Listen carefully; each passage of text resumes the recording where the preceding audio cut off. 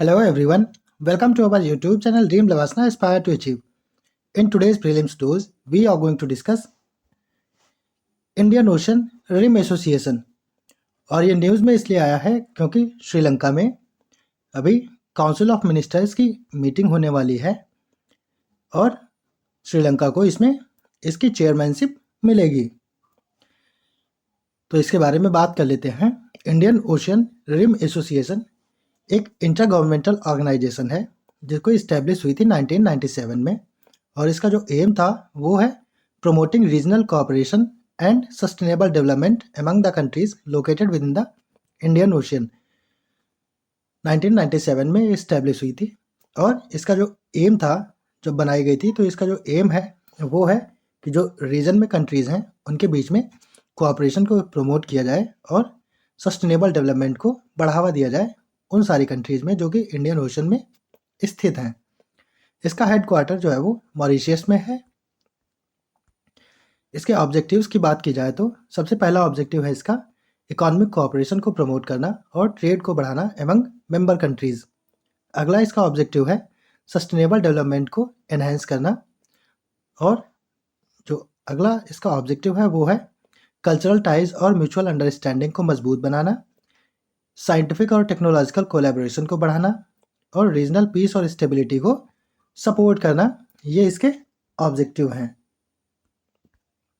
अब हम लोग मेंबर्स के बारे में बात की जाए तो ये सारे जो इंडियन ओशन में आते हैं वो इसके मेंबर हैं और फ्रांस भी इसका मेंबर है। ये सबसे लेटेस्ट 2020 में बना था। तो इसके मेंबर्स के बारे में बात की जाए तो Bangladesh, India, Iran, Mauritius, Malaysia, south Africa, Australia, Comoros, France, Indonesia, Kenya, Madagascar, Maldives, Mozambique, Oman, Seychelles, Singapore, Sri Lanka, Somalia, Tanzania, Thailand, UAE and Yemen. तो ये इतने सारे कंट्रीज़ इसके मेंबर हैं। आप लोग ध्यान से इसका स्क्रीनशॉट ले लीजिएगा क्योंकि यूपीएससी में मेंबर्स से रिलेटेड भी क्वेश्चंस पूछे जाते हैं।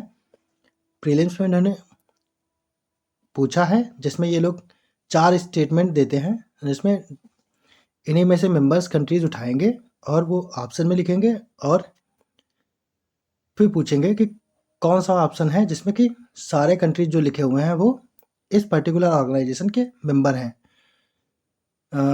लास्ट ईयर में शायद 2 साल हो गए तब उन्होंने पूछा था G20 के मेंबर्स के बारे में। तो आप लोग इसको ध्यान से पढ़ना।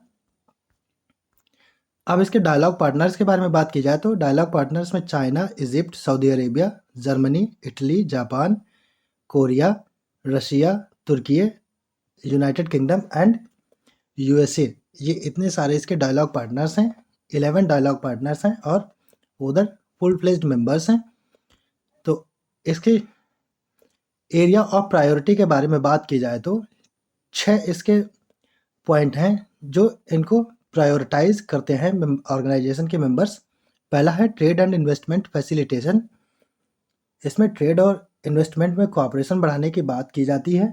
फिर प्राइवेट सेक्टर का इन्वॉल्वमेंट भी बढ़ाने की बात की जाती है रीजनल इनिशिएटिव्स में और ईज ऑफ डूइंग बिजनेस पे भी फोकस किया जाता है। अगला जो पॉइंट है वो है डिजास्टर रिस्क मैनेजमेंट। इसमें regional capacity for disaster risk reduction पे बात की जाती है। एडवांस वार्निंग सिस्टम होते हैं, अर्ली वार्निंग सिस्टम्स, उनको बारे में जानकारी कलेक्ट करना और फिर जो डिजास्टर्स आते हैं उनके बारे में जानकारी कलेक्ट करना और रीजन में शेयर करना, इसके बारे में बात की जाती है। प्रिपेयरनेस और रिस्पांस टू नेचुरल डिजास्टर्स के बारे में बात की जाती है। फिर जो अगला इसका एरिया है वो है एकेडमिक साइंस एंड टेक्नोलॉजी। इसमें साइंटिफिक रिसर्च और इनोवेशन में कोलैबोरेशन को इंक्रीज़ किया जाता है। नॉलेज शेयरिंग और कैपेसिटी बिल्डिंग पे काम किया जाता है। रीजनल सेंटर्स ऑफ एक्सीलेंस जो कि वेरियस फील्ड्स में होते हैं उनको बढ़ावा दिया जाता है। तो एकेडमिक साइंस और टेक्नोलॉजी में इन सारी चीज़ों पे फोकस किया जाता है। इसके बाद में जो अगला पॉइंट है वो है मैरीटाइम सेफ्टी एंड सिक्योरिटी का।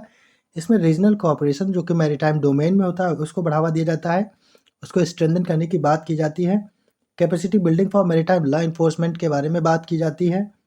Promote cooperation in countering piracy and illegal activities at sea. Sea में जो पायरेसी वगैरह होती है जो कि उधर सूडान वगैरह में बहुत ज़्यादा ही गंदी फेमस है, तो उन सारी चीज़ों के बारे में भी इसमें फोकस किया जाता है।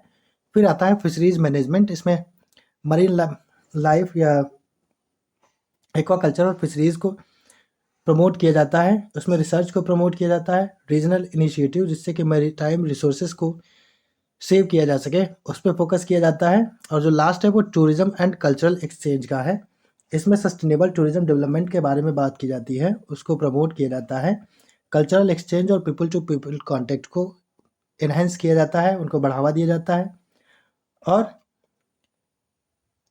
क्रिएटिव इंडस्ट्रीज और कल्चरल टूरिज्म को भी प्रमोट किया जाता है। अब हम लोग बात करते हैं इसके चैलेंजेस के बारे में कि इस एसोसिएशन में क्या क्या चैलेंजेस हैं। तो सबसे पहला चैलेंज है balancing the diverse interest and priorities of member countries. जो इतने सारे मेंबर्स हैं इसमें सबके इंटरेस्ट को और उनकी प्रायोरिटीज़ को बैलेंस करना काफ़ी मुश्किल होता है। कोई एक मेंबर कुछ चाहता है, दूसरा मेंबर कुछ चाहता है, तो उसके बीच में बैलेंस बनाना काफ़ी डिफ़िकल्ट काम होता है, और यही इस एसोसिएशन के सामने चैलेंज के रूप में बात खड़ी हो जाती है। अगला है ensuring effective implementation of regional initiatives and projects. Members के आपसी कॉन्फ्लिक्ट की वजह से जो इनिशिएटिव्स लिए जाते हैं उनका इफेक्टिव इम्प्लीमेंटेशन होना भी कभी कभी चैलेंजिंग हो जाता है। फिर है limited resources and capacity to address regional challenges. जो रीजनल चैलेंजेस हमारे इंडियन ओशन में खड़े हुए हैं उनको एड्रेस करने के लिए रिसोर्सेज की भी कमी होती है, तो उनको कैसे एड्रेस करना है, या कंट्रीज़ के पास कैपेसिटी भी नहीं होती है चैलेंजेस को फेस करने के लिए, तो ये भी एक चैलेंज है। अगला है managing potential conflicts and disputes among member countries. और जो लास्ट है वो navigating geo political tensions and external influences on the reason.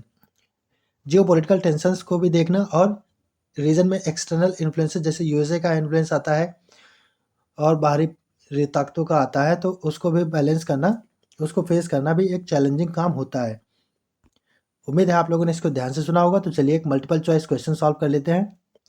In which of the following all countries are members of Indian Ocean Rim Association. ये 4 option दिए गए हैं, इसमें से आपको बताना है कि कौन से ऑप्शन में सारी कंट्रीज जो हैं वो IORA की मेंबर कंट्रीज हैं। तो पहला ऑप्शन है Australia, Bangladesh, Comoros, France and Kenya. ये पांचों कंट्रीज IORA की मेंबर हैं। दूसरा ऑप्शन है Australia, Bangladesh, France, Germany and Kenya. ये पांचों कंट्रीज उसकी मेंबर हैं। India, Indonesia, Mozambique, Madagascar and United kingdom. और जो लास्ट ऑप्शन है वो है Tanzania, Saudi Arabia, Oman, UAE and Yemen. आप लोगों को इसमें से सुटेबल करेक्ट ऑप्शन चूज करना है जिसमें कि पांचों कंट्रीज का जो है वो IORA की मेंबर हो। आप लोग कमेंट सेक्शन में अपना आंसर दीजिएगा, जिसका आंसर सही होगा मैं उसे लाइक कर दूंगा। Thanks for watching our video. Please like, share and subscribe our channel. Keep studying, stay blessed and have a good day ahead.